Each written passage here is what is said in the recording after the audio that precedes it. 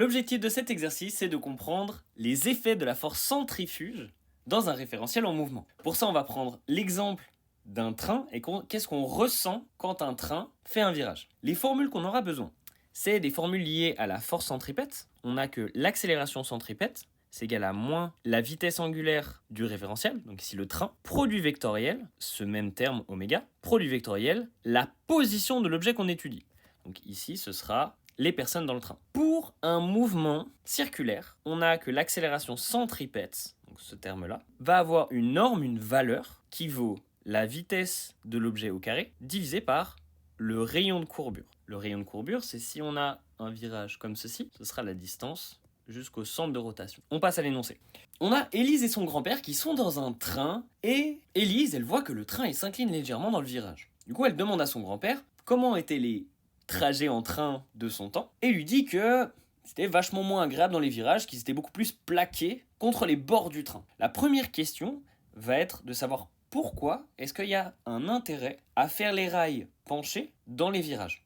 Petit indice pour ça, je vous invite à faire un schéma et à placer les différentes forces qui s'appliquent sur une personne à l'intérieur en prenant compte des forces inertielles. Et les formules pour les forces inertielles, c'est moins la masse de l'objet que vous étudiez, donc là la personne, fois l'accélération du référentiel.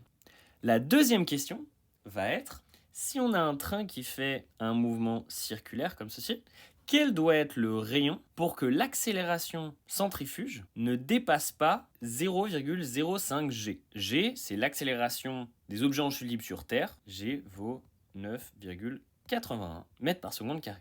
Je vous laisse mettre pause, bon courage, et on se voit tout de suite pour la correction.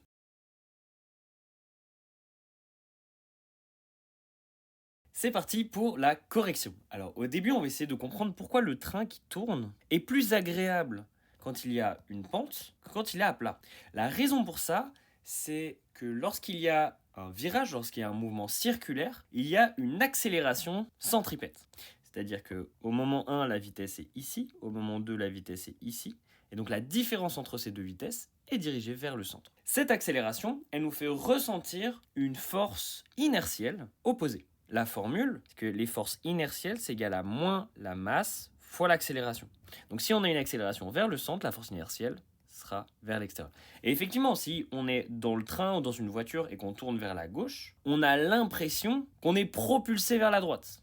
Alors qu'en fait, ce qui se passe, c'est que la voiture tourne à gauche et nous, avec notre inertie, on souhaite juste aller tout droit. Donc en fait, c'est la voiture qui nous rentre dedans et pas nous qui nous écrasons contre la portière. Maintenant qu'on a compris qu'il y avait une force inertielle, un petit bonhomme qu'on appellera Jacques, dans le train, va ressentir cette force sur le côté.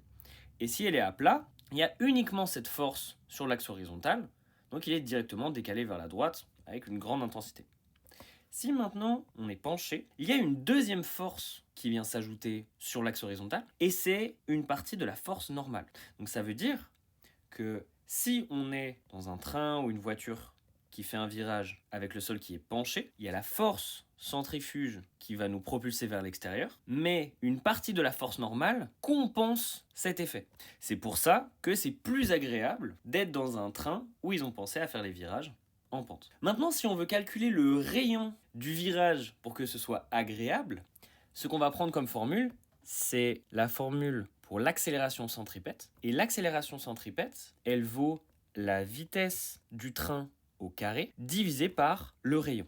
Donc si on sait que cette accélération, on veut qu'elle soit inférieure à 0,05 g, on n'a plus qu'à isoler le rayon et on aura donc que le rayon nécessaire pour que le virage soit agréable avec ces données est de 3,5 km.